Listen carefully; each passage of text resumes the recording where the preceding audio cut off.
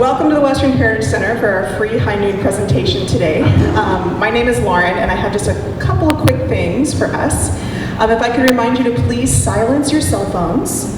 And if you're pulling them out to silence them, go ahead and open your calendar app. We have a couple of events that I'd love to tell you about. The biggest one, of course, is our Voices of the Past.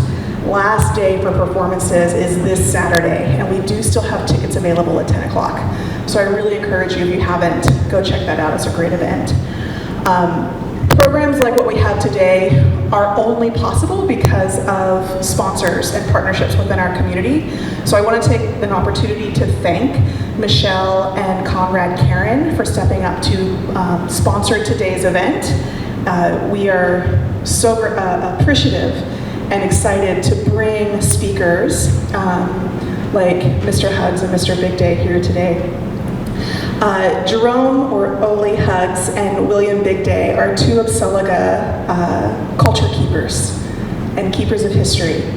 And when I reached out at the beginning of the year to see if anybody would be willing to share information on Plains Indian Sign Language, I reached out to my network, and they immediately said, you need to talk to Ole, and you need to talk to Mr. Big Day. And I said, absolutely.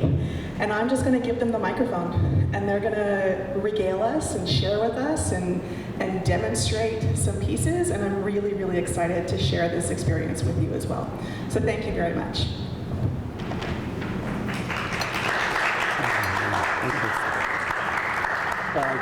Good afternoon. As Lauren stated, I'm Ole Hugs, and this is Billy Big Day, William. Both of us have aliases. Mine's Ole and his is Billy. But today, when Lauren reached out, I called upon my big brother. He's my big brother in our clan. We're both Ties de Mundo clan. He's always been my big brother. He's my teacher, and he's my mentor. I learned from him, and here recently he's gone through a tough time. So as tradition, I'm going to follow a little bit of tradition today, and I'm going to offer him some tobacco for today. That's just for our culture, just so it's to bless him on his journey through what he's going through right now.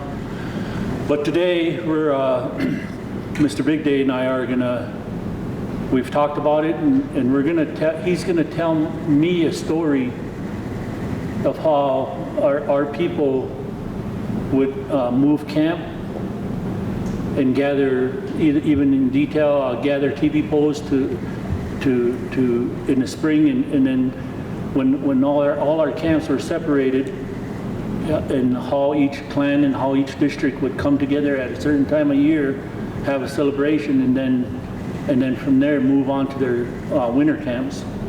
And that's basically the story that we're going to talk about. And he's going to tell me, and we'll sign back and forth. He'll do most of the signing, and then we'll stop and we'll explain what we've said.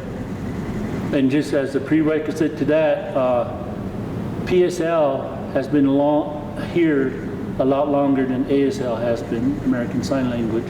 Plain Sign Language has been in existence far longer than written history, and ASL was actually developed from PSL.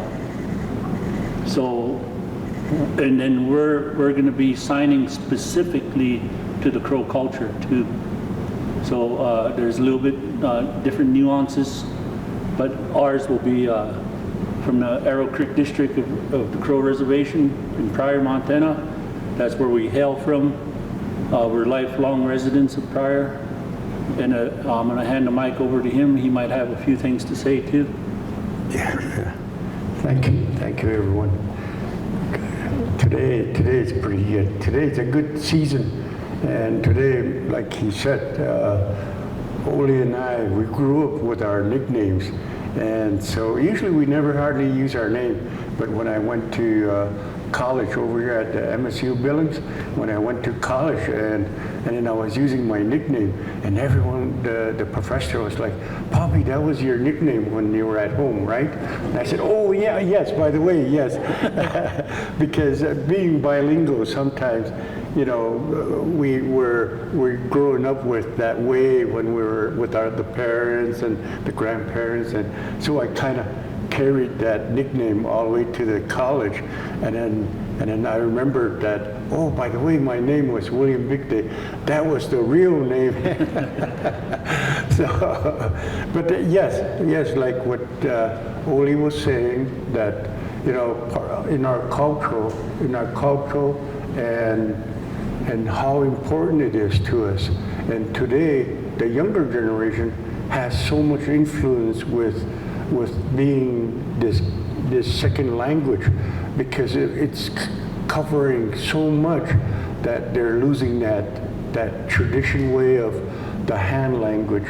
Because a lot of times, a lot of our elders would rely on the hand language, because back in those days, you know, we never had the idea of hearing aid or the alphabetical order in hand language. See, back in those days, they didn't realize that, but the traditional way, in the Crow way. And so here, Oli and I, we talked about it, because the reason why I knew it was because today I'm teaching first grade to 8th grade at St. Charles Mission, see, and so I teach Crow language and the culture and the history of the culture of Crow people, and which has really helped, because the younger generation really like that, something original, something real, that they're able to see it and feel that and visualize that. Oh, here I go again. So Oli, did you see this? This means visualizing in the Crow way. So like my younger ones are the ones that are very influenced with what I teach with them, because you realize you figured they're not paying attention, but they will be asking after classwork, and then they say, "Mr. Bigday, I noticed you were saying the visual," and then I'm doing this hand language in Crow way, because in Crow way, when you see something, and then you use this, and it's not an alphabet, but it's a symbol of seeing the visual of whatever that on a whiteboard of whatever the language I'm putting together, of the greeting words like Chodaje, how are you, you know, and Di Shoda, Itchik, you know, and then so I go like this, and then so the ones that have that hearing problem or whatever that was going on, they were very comfortable with that, because they realized I use both, and I didn't realize that too, because my expectation was, I was thinking I would speak fluently English and then speak Crow very well with them. And so at the same time, I'm doing my hand language, and I guess I realized I was already immune to that already, and they enjoyed that. And you know, sometimes if you're out in Pryor, and then when you visit the St. Charles Mission, feel free to come on over and visit, because we have a little gallery out there that, like a lot of the oral history of the art of whatever that history was about, that we created, that you can come over and visualize the gallery that we have. It's a little, you know, an opening area that I set up all the oral history with them, and those young ones really liked it. So, but that's who I am. My name is William Bigday, and my Crow name is Dakhbecheza, and that's who I am.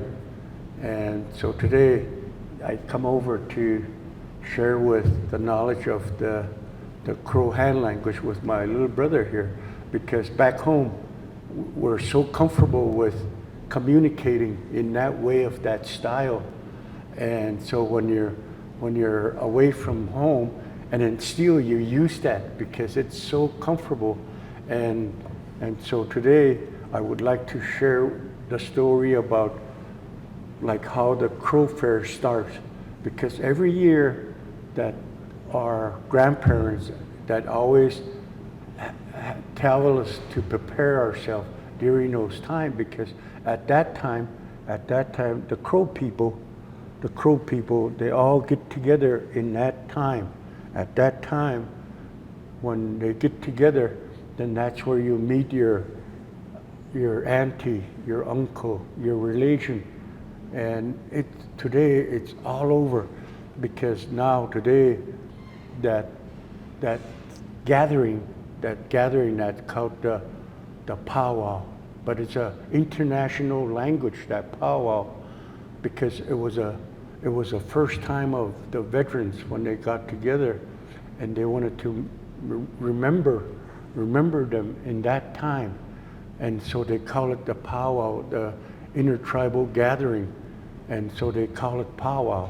And so the younger generation realized that. So the gathering of the people, and when they dance, and so when they dance, and then they all get together and they celebrate it.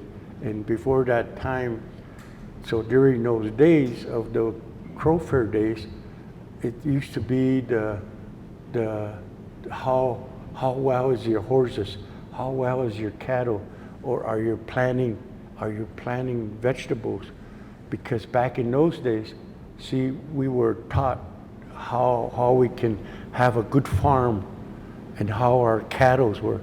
So those days, so whatever the plan we had or whatever vegetables, because I remember my grandmother, she would always have this garden that was like not too big, but she would always grow squash and tomatoes and corn. And so what she does, she processed them, and then they would take it to the celebration of the Crow Fair. But during those days, it was a purpose of seeing how well that you were among of this transition, when during those time of transition and whatever that was brought to that celebration. But now today, it's about the clan, our clan. My little brother and I, in our clan, and whatever that our relation, when we set up our teepee, and then during those days, then we invite the clan. We invite our clan uncle, our clan dad and clan mom. We invite them to our camp, so that way they would bless us. They would bless us that year, that new year for us, that the next journey of that next year, that when you come back to Crow Fair, that you will have a good journey through that whole season, change of season. And then when you come to that time of that gathering, that you are blessed. And then that's how that celebration, and especially with the incoming visitors, incoming intertribal, the other tribal people that would come and participate along with our celebration. And now it becomes very large gathering that we have. We have practically almost, I guess we would say, there's like different other tribes that show up and they gather together to that Crow Fair. And it's very large now, because now the Crow people, the Crow Fair today, we're the largest celebration of that Crow Fair, because I guess we couldn't count how many teepees, because the Crow Fair manager had taken some air photos and trying to count all the teepees that were set up during that time. So that was what I would like to share with Oli, because I would like to do the sign language for him while he translated to everyone. So that way, by the end of the day, we'll do a test. So that way, everyone will know how to say TB and what visitors or what plans that we were talking about, or the story. So we'll do it that way. So because usually I like to use both hands, But the reason why I'm doing this, but I would like to share that with everyone so that way that they would follow along with Oli and I as we move along here. So thank you. So here he is.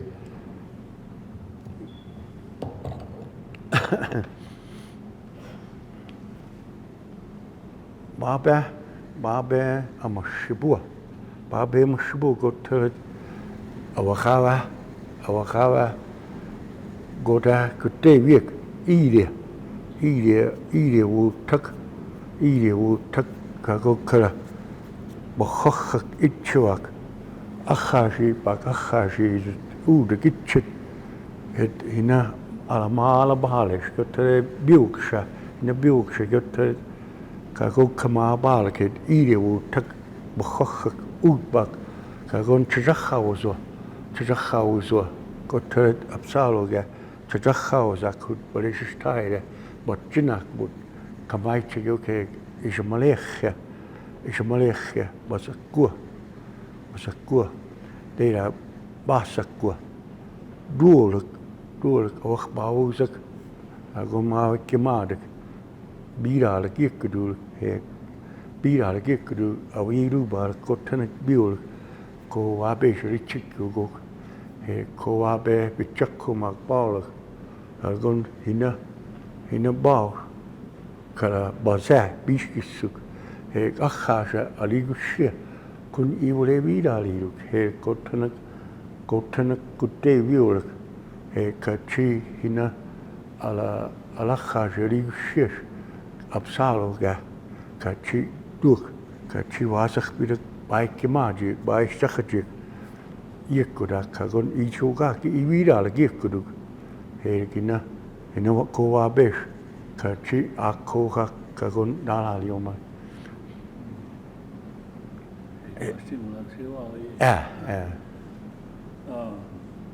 You all know what he said, didn't you? Because I'm having a hard time too now. No, he said in the springtime when we'll go and collect the teepee poles, when we'll bring them back to the house and we'll peel them. When he said we'll peel them, we'll peel the bark off of them, then we'll stand them up and dry them, and then when the summertime comes and everything grows, then when we get to the fall, we'll gather. All us Crow people will gather together and have a celebration. Invite our clan mothers. When he said our clan mothers, when we invite them in our Basakunish, Kukla, our clan fathers and our clan uncles, come and eat with them. And then we'll celebrate. We'll sing songs. We'll sing of the sun.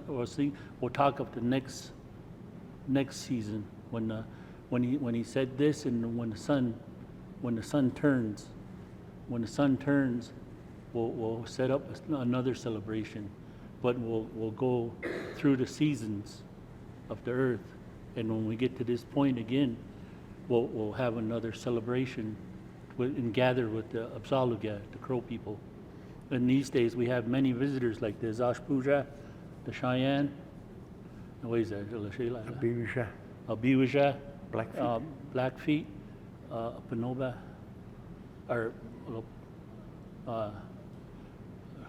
Bashtina Lakshela, Bashtina Lakshela. Oh, Nez Perce. Yeah, Nez Perce. Blackfeet. Yeah.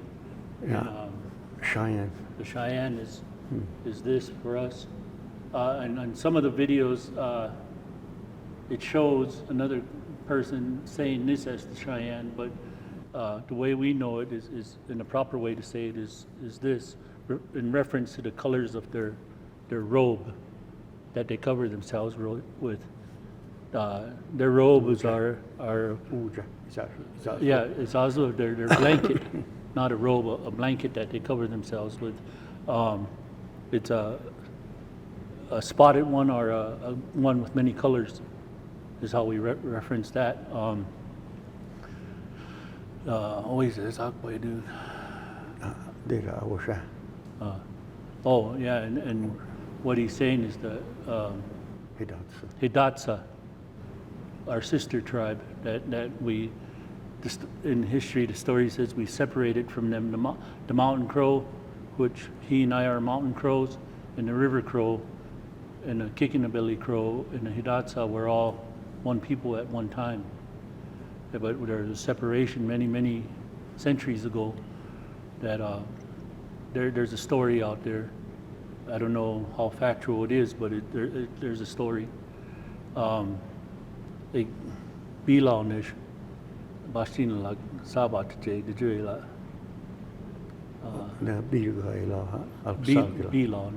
Bilawnish. Oh, Bila. Bila.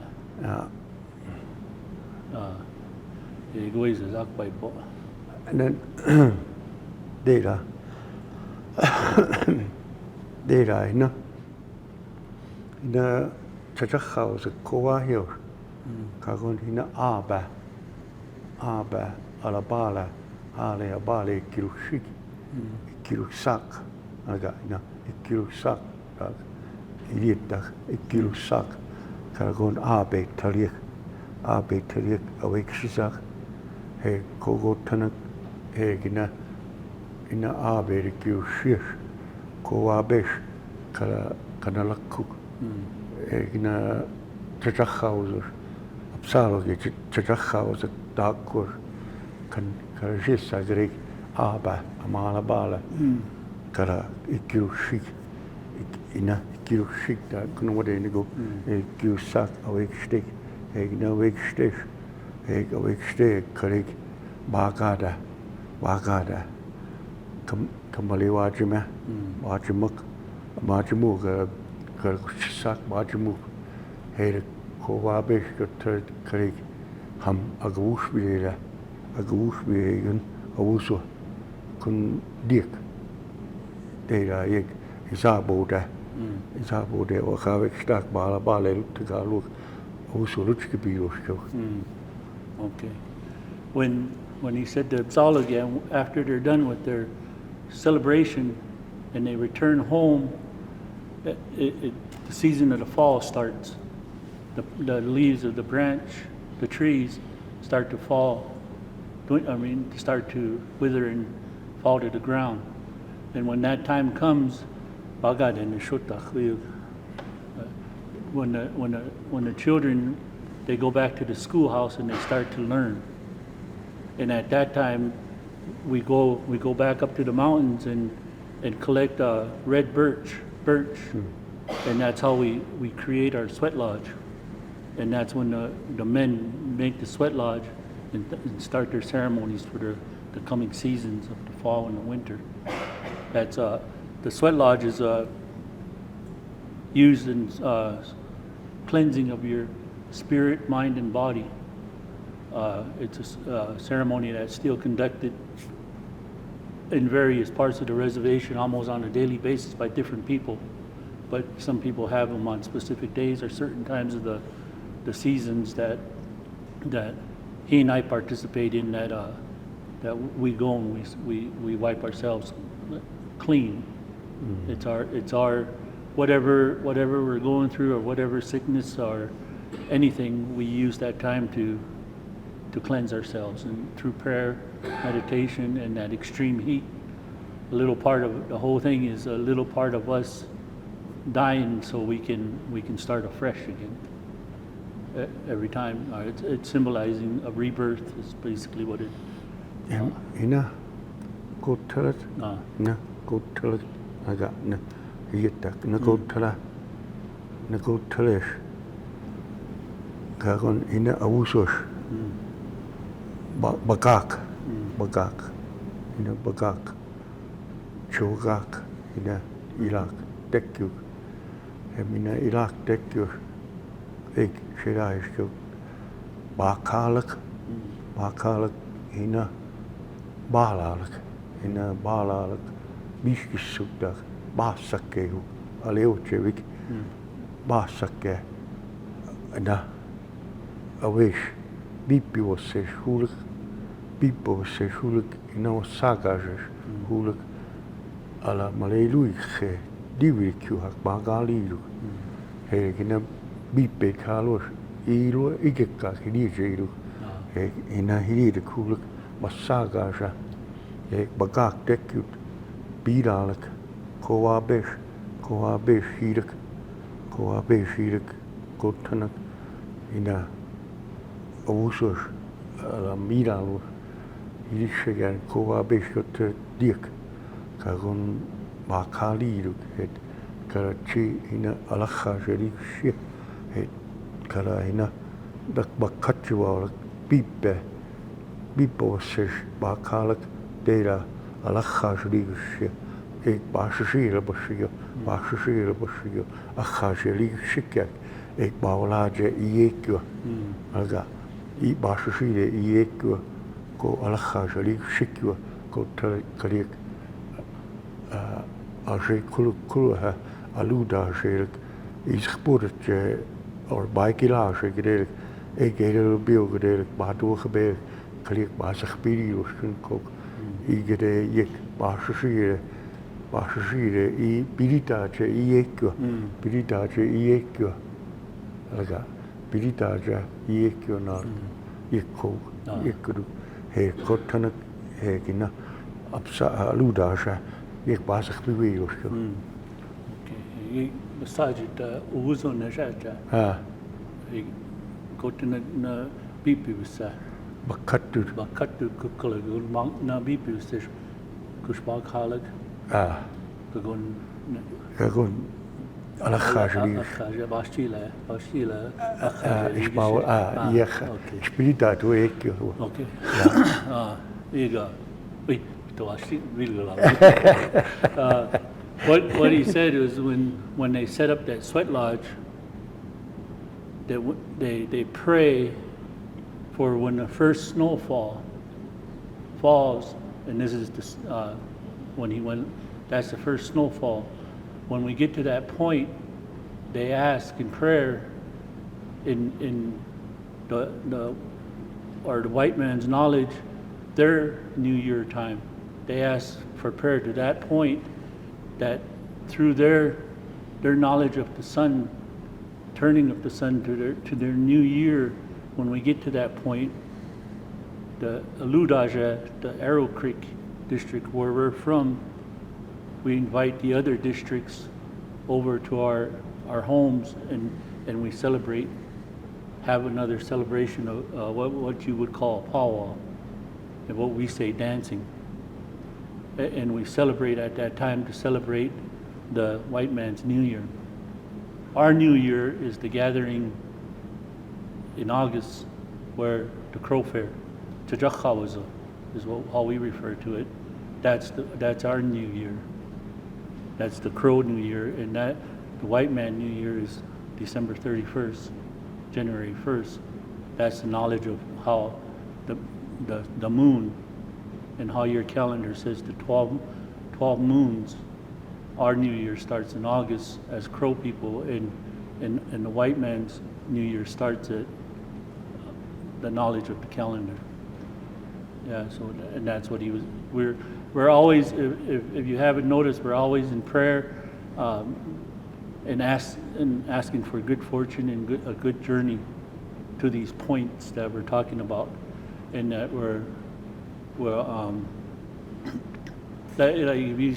whenever he's signing, and if you see me signing somewhere, if I do this, that means I don't know what he's trying to convey to me. Even though he's talking with his mouth and using his hands, there's sometimes where I won't even understand it. Like I said, he's my teacher, so we have a lot of back and forth. We talk away from here. We talk all the time, and he probably gets tired of me asking questions. but yeah, well, they là awada hidije awada dalgaga ina amijuwa awada ina awada dalgaga ina amijuwa hidide bikhbaga washishire awada by cook by cook Malaysia expedited hejiru he Malaysia expedited award by Malaysia he na Malaysia by course ga he mina ina yekude he kina ina Malaysia koko taresh by do he dharma disha koko taresh awuk but iwi juau he kina Malaysia Mahalia I boleh hijau saja, boleh hijau tak hidup, dicik hidup. I kedai bakal dia ali hijau hukak, I wiak hijau. Hemina ali hijau, kagon bultak kagon I hijau. Hem ko balat, kaliak kala, birakah sejauh tak isu lawil, isu itu sedak kambia, isu suat cilau. Ich so Bahnstück der ina alwa ala balo ala gustachivio geder kun hilida kun iwa hissaka kan Bahnstilo so der yekirage ko chira yekuda go baja gunik bari kipo so dehkaja Dehkashe kun beli kipua silus tu. Balak. Balat. Hem yekina bale kala akhaje isak basipua gaga kala ina biokses ala iviralus kaliek iviral kotra ina hitak anedia bioksenak biokse amala bales jottana Deviol kala dikipua so dera wahamisha kanichakuna krik kun kala gutera. What he said we take the words of our elders from the past and we bring them forward, and we're here speaking with our white visitors, and we speak and teach them, and when we reference to that snow, that when the snow falls, that's when the women start to make the gloves for their husband, and what beads they want to put on their shirts, and when you bring the drum, the hand drum, what we say balakshi jola, the hand drum.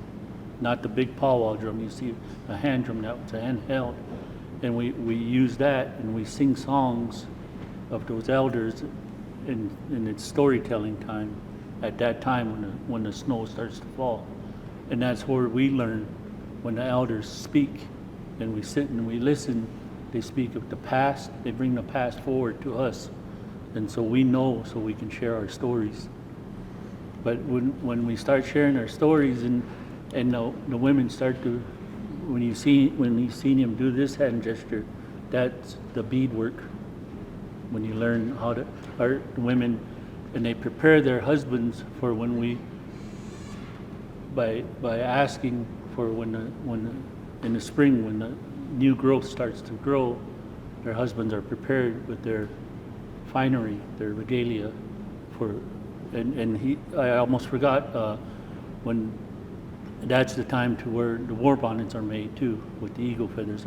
They're prepared throughout, they're harvested, and then the war bonnets is what you know. Le kipawash is how we refer to it. Hat made of feathers, but in a white way you call it a war bonnet or headdress, and that's when the men start to make those as well and prepare for when the new growth starts and prepare for the new seasons ahead of you. Dera, awada good tell. When he does this before he starts speaking to me, he said, and then another story is what he's referencing into. Awada good tell it. Awada good tell it. Kariak ina isuo gun dawe hem. Ma balik ko kukkala hina biidaalus hina biidaal Irak tekku hata gottalat hina ik ko baale kala kama shippo kamale komeche hijiru baale komeche hiu kam hem basake hijiru kun hina baale la hulko asako kopchiu että shogi julgata että asako kuni wa hisako igdeina wa batakut wa batak hina hulak hegina ishur daawel gaga ina datjugi hegina daawel gestuk dishu wach be damnal gaga hem bier gezake ege bappa ageda ege na amala baskio ik tegen ik binaske ik jiga zaja hem ina hete balatahi huyu hem hete go amala baskio go ik balatahi paske paske I wasul ik ak buji shir ba she du ko ik balatahi ruttagi awasul ik tida hem kala go hete amala baskio go amala baskio go hete yo hem ik bappa ko wiepgezake isho ko tere kala basak ar baler shipum du ik amala baskio ak college ak amala baskio college bahu chigada konuku shoga kara chikala da chigatak aluk dera ishbajigyo gun shono itchik ba mi ukala leo cheo kum kare go ek amala baskio studio go. Okay, he told the story of his grandfather told him the story of here, like rims that goes. The rim rocks that you see behind us, the stones, the rims.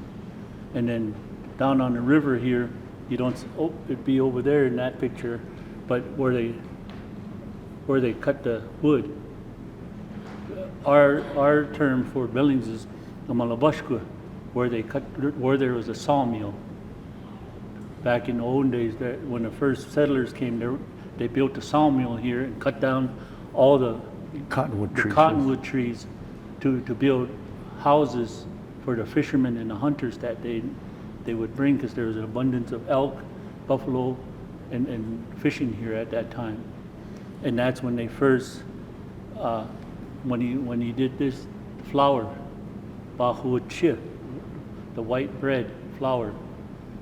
That's why he referenced the whiteness here, and when the sugar.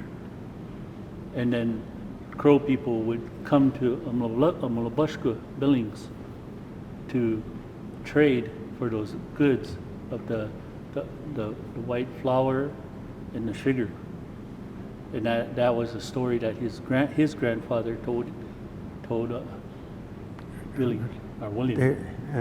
Deila wada ka gon ishul hawe ko ikusaka ka gon ekina bappa ageda ostawi ko tra bala ude chunuka kushe he bala we kasabe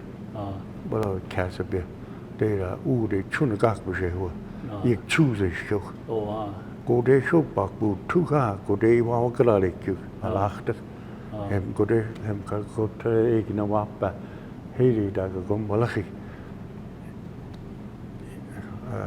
ina bappe ake dawa bawalachi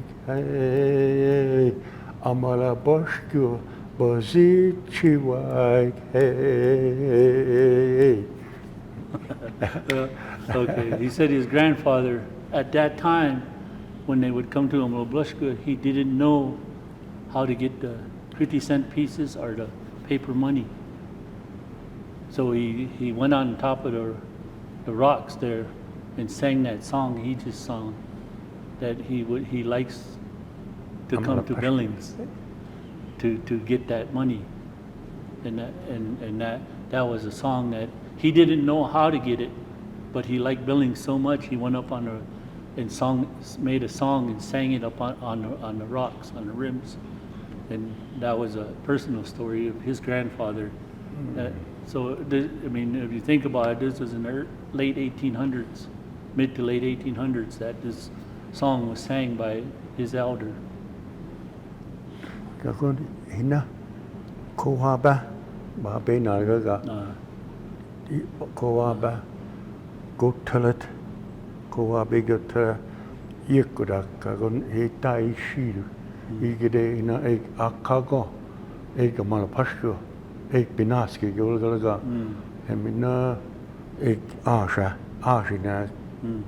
na dirbe asha la huo nem Chisegata ala hiru pogol en basse hiriet basat in a basse abe ikil saket ikirigasha yitak ashu khawzakashina khawgasha yid ek duk ek in a hete bikka ichilu en basan bikka na ABQ sakit na ABQ sakit kus bikka basawikka ichigu ichiriga she khoek ina e abushe kitai go goli ke chilas bachten ek asha kago e duk kon eko akamal basko gola choose kut ek bahu chigare cook kali bahu damishte balakha kun kari kalagulago hem koi gina he tawa shi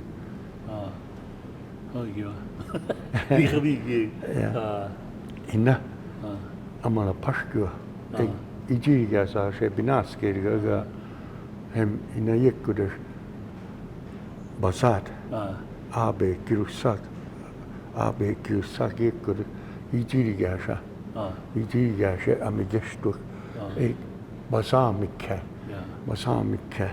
abe yukre ikirushik abe gele televium iji gashe khuduk ekina akako ekshija ashuda oshtawi in this time of the year when the leaves were started to fall, here at Malabushku, across the river, where there was abundance of grass, brought the elk. When he did this reference, brought many elk because of the abundance of grass, and that's when the Crow people would come and give them that shiny 50-cent piece to trade for the white flour and for the sugar. But also this is the river. Ijiligasha is Elk River. That's our name for the Yellowstone River. Ijiligasha is Elk River, and that's right on the other side of where all the cottonwoods used to be, where they cut them all down. Before they cut them all down, that's where the elk would gather on the hillside over there. I don't know what in this day those hills are referred to, but where they used to have those hill climbs. And that when he did that on that day, when they reached that day, is when he's done that several times, and I keep forgetting to incorporate that, but that's what he said. And ina koabe kagonek ashwa iji yasasha dalalio bis geschieden nu zal kuta ek basishide ak bahazak izig boedetje ak boedje dera ek uga hier tak uga hier otgattais dera they episphere episphere คุณตะเพียกตะเปรุทุกตะเปรุทักบิชาคุกบิชาตะเปรุทักคุณยาวกระไรคือคอยบิชิลนูซาบิชิลนูซาBashtin, Srila. Livingston. Okay. He said when we read on that day, when that time came, they would travel to Livingston, Montana, and they would kill a bighorn ram, the deer, catch fish, Rainbow, yeah. and the buffalo. The reference to buffalo, and what is it? Mountain lion. Oh, and the mountain lion, and they would take those pelts to Livingston and trade for goods there too.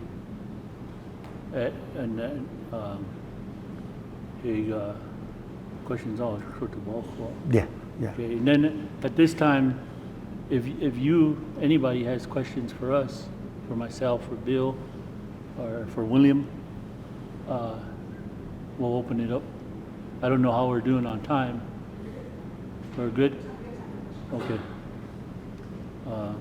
I mean, we'll open it up, and hopefully we didn't confuse you. We didn't, yeah. You mentioned that you had a variation that was distinct to your tribe. How generally understood was the language among the other tribes that you mentioned? Well, I see that was the other one, because back in those days, that time period, what happened was, see, there were a couple oral history where Metroyas today, the Metro Park where it is, there used to be a campsite there, and then there's a spring water there. And as other tribes that come in, they follow the Yellowstone River, but that's what they call it today. But for us Crow people, we call it the Elk River. And so the other tribes will come over as a hunting area where there's a great abundance of the buffalo and the elk, because during this time of the season, what happened was, during this time of the season, the elk would come over to migrate in this area, see, and there's so many of them, but there's a lot of oral history that comes along with that. And so my grandfather and my grandmother were like what Oli was saying, that were mountain crows, and so that's where their generation is from, because they I guess I should say, where they travel to or migrate during the seasons of changing. They go all the way to, remember Cody, Wyoming, where the entrance is? There's a campsite there. And my grandparents, they said that's where they used to camp when they were younger. And then when they come over, there's a campsite right beside the airport, the Billings Airport, right above the rim. You pass it, and then there's about 500 TV rings over there, still yet. And so what happened is, what they do is when they have a family reunion, and then they'll come over to where Metro is, and that's where they gather together to honor that spring water. And that's where they have that family reunion. And so after a couple of weeks later or something, and then they'll go to, some will go back to the Milk River, to the river crows will go back to like over past down in that Missouri River into that area, and they go back over there, and then like what he said, the Kickton will go back to the east, over to Casper, Wyoming, in that area, or to where North Dakota or South Dakota, pretty close to that area. So they all separated after that family reunion, and then during those season change of either the when the buffalo or the elk, when they get together, and then other tribes will come over to hunt out here, because a lot of times this is an area where with the elk and the buffalo, where it's a great abundance in this area, and so according to the grandparents, that's what they would always talk about, and so it fulfills that during that time, and so this time of the year, the buffalo has less fat, because that way when they're skinning it, and then they're able to do the drying and to create the buffalo blanket, or especially with the elk too at that time, because it was a rutting season, because the bull elk will provide good winter blanket, and so that's how. But other tribes, yes, they come over to hunt, and then the main thing was about how good horses that we had back in those days. And there was a little bit of story, but like the timing I don't know, but I got many because like my little brother says, this is how I do that with my little brother, because I want him to understand on how us mountain crows, the place in here in town. I guess that's how I would describe, so that way you and I can, or somebody can visualize on what we're talking about, because back in those days we have that good horses that we had, and there was a big gathering, because the other oral story was, remember there's a town called Roundup on the northern side here in Billings. When you pass Billings and you're going to north, and there's a town called Roundup, right? See, our ancestors called that the Roundup. See, then the cavalry said, "You Crow people, what do you call that?" That's where we keep our horses, and all that back in those days, when we became the first friendship treaty that we did, then they provided cattle, because they didn't want us to follow the migration of the buffalo, see, and so the government said we got to learn how to keep our cattle, and so he started teaching us how to keep them in a round corral, and so that's why so today we call it Roundup, and that's a little history there, and so like other tribes will come over, and they'll avoid in those areas, or sometimes they would like to see if I have a 454 Mustang, real fast car. But those were examples of, those were things that. And I think specifically answering your question, how there were just subtle nuances of differences of our sign language, and then when, as he referenced, different tribes came, as Billings, Elk River was a hub of hunting, that they took time, and if they didn't know one another's language, they used that sign, and it was a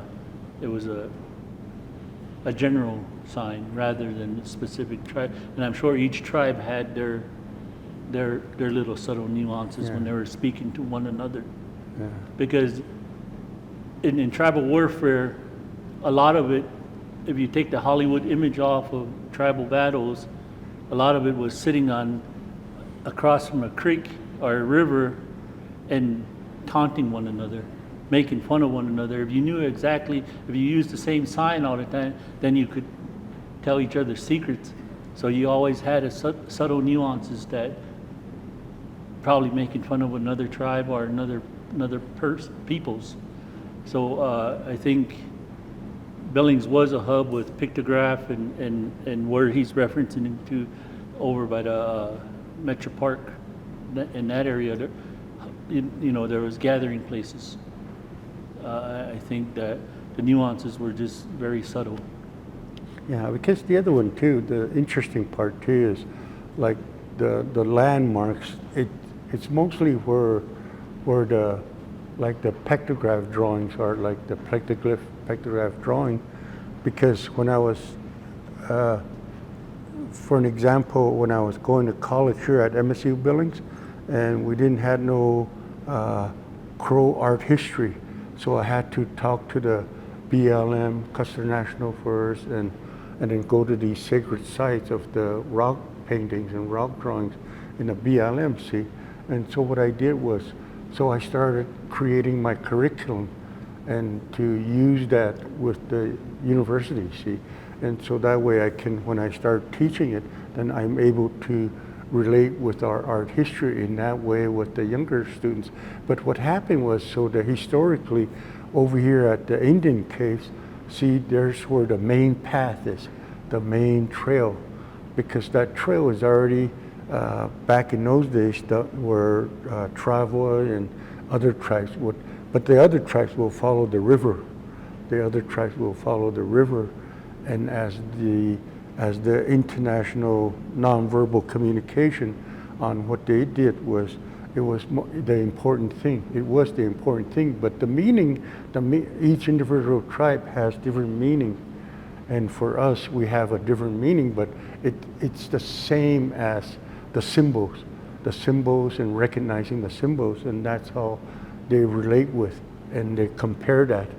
And when they were comparing that, and then that's how they communicate with the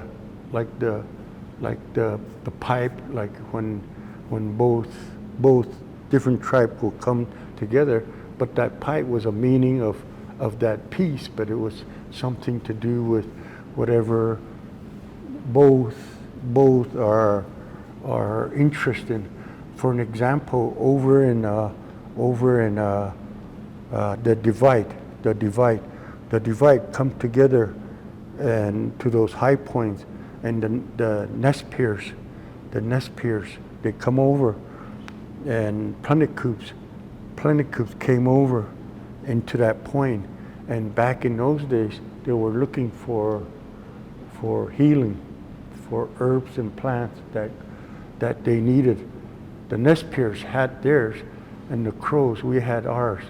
And so at that point, there was a point there where, remember that Interstate 90 or something, it goes over that divide. Right on top, there's a place where that campsite was, it took place. And today they're still working on it, but I don't know when they'll get it done. But what I heard was they're hoping that they'll get it done where both the nest peers and the crows were doing the nonverbal communication and hand language of trading with their herbs. I didn't know which herbs that they traded with, but that at that point when we carbon dated, it came to that point where during the time when they were younger back in those days, but there were some places where things that were still in that area, and as soon as you passed that in that area, there were some there, and then there was some that caught some of the herbs and plants that they trade off, and so that was to prevent from either the sore throat or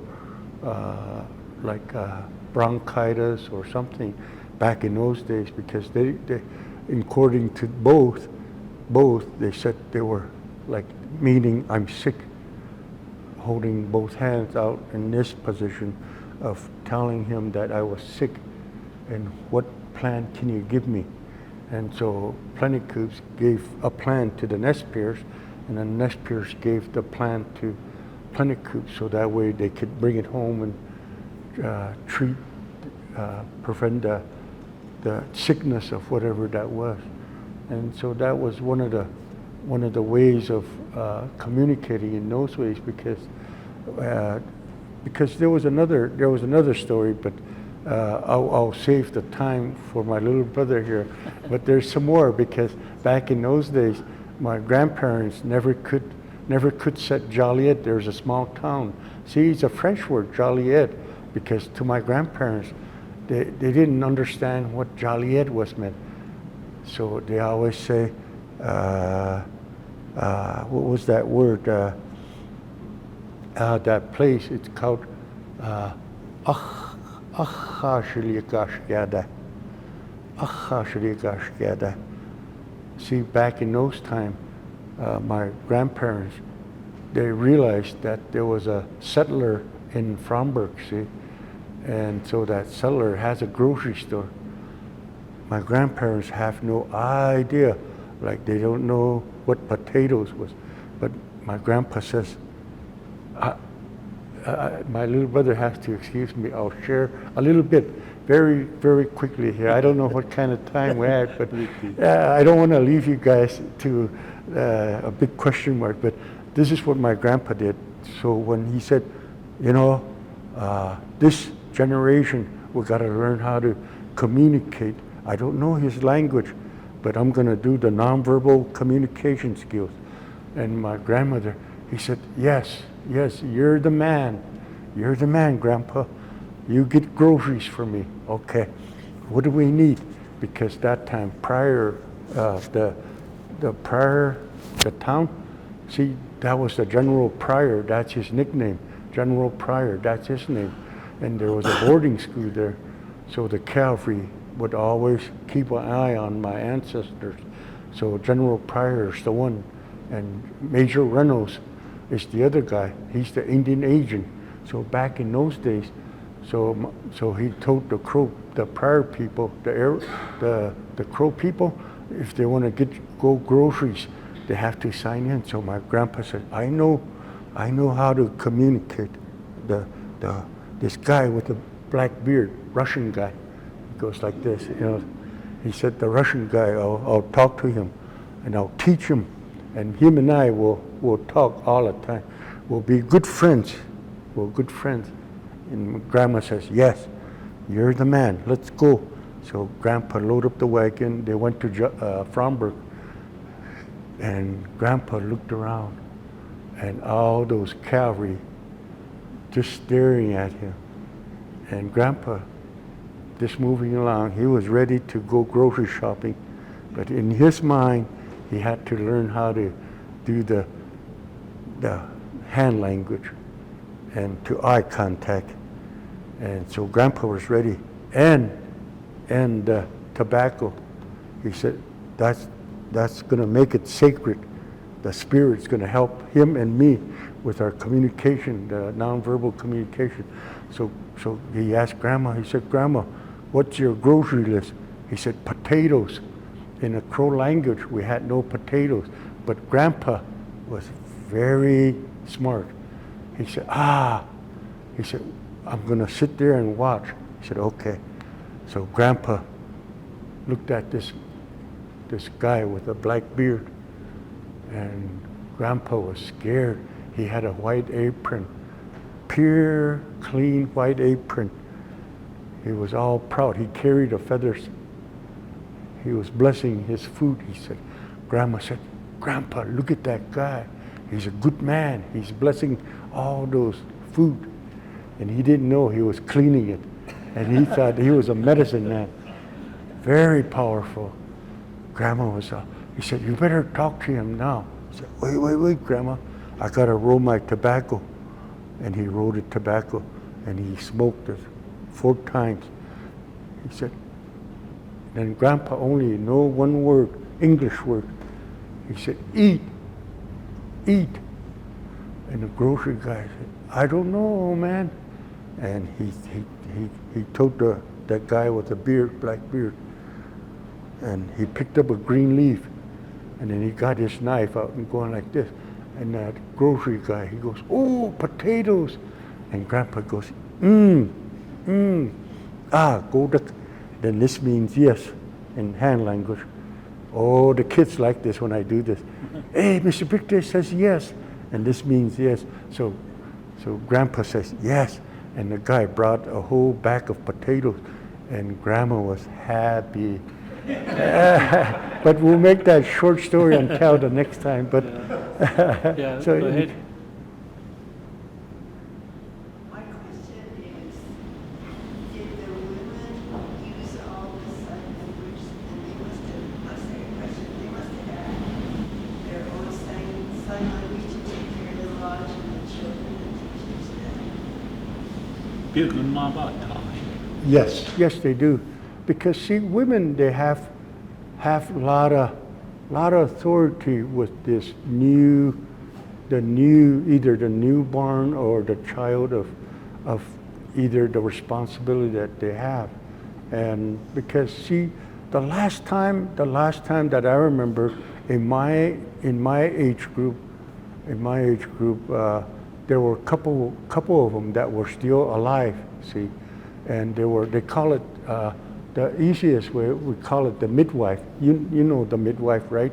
So the midwife is very, very smart, very good, understands a newborn or how to birth a child in anywhere.